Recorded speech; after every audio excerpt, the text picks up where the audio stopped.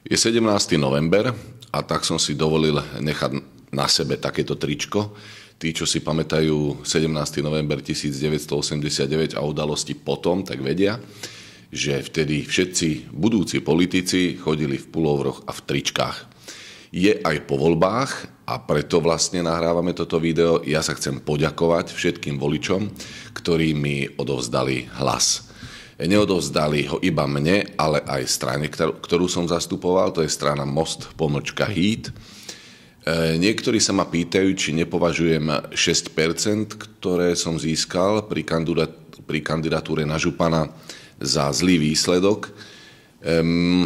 Ja osobne som očakával, že dostanem hlasov viac, ale keď som si reálne potom pozrel výsledky a uvedomil som si, že ľudia sa rozhodovali v prvom rade koalične, respektíve prokoalične, tak je mi jasné, že viac získať bolo asi veľmi ťažké.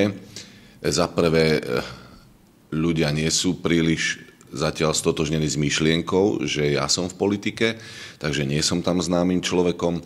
A takisto strana Most-HÍD je novou stranou, išla sama do týchto volieb župných tu v Bratislave, myslím si, že na celom Slovensku. Nešla v žiadnych koalíciách.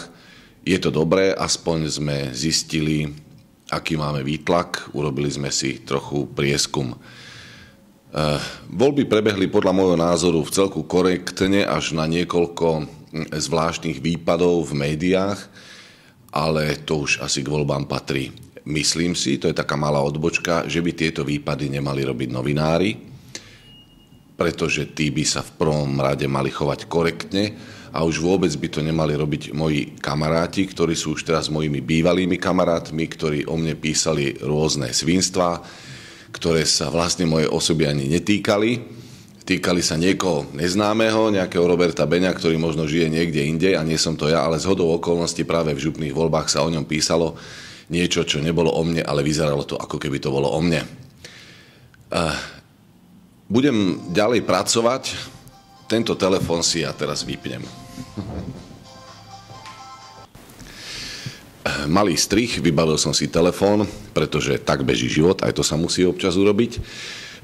To som chcel povedať, že budem ďalej pracovať tak, ako som pracoval doteraz. To znamená, budem sa venovať ľuďom v mestskej časti Nové Mesto a pokiaľ budem mať na to kompetenciu, budem sa venovať ľuďom v ďaleko širšom regióne, to znamená v celom kraji. Ja to v podstate robím tak, že s týmto krajom komunikujem svojou prítomnosťou a že tých ľudí poznám vzhľadom na to, že nad Modrou mám dom a chodievam tam veľmi často a mám kamarátov v Pezinku a tak. A viem asi, o čom tam je život. Ja som robil niekoľko petičných akcií v Bratislave, to bolo na záchranu železnej studničky, aby sa tam nestávali hotely s pomocou strany Zelených. Robil som petíciu proti výstavbe viacúčelovej haly na Kalinčiakovej a zbúraniu školy na Kalinčiakovej ulici, kde som bol úspešný. Tam som zozbieral asi 5000 podpisov a pomáhal som obyvateľom Bartoškovej, aby získali byty do vlastníctva. Boli to kedysi byty špeciálneho určenia.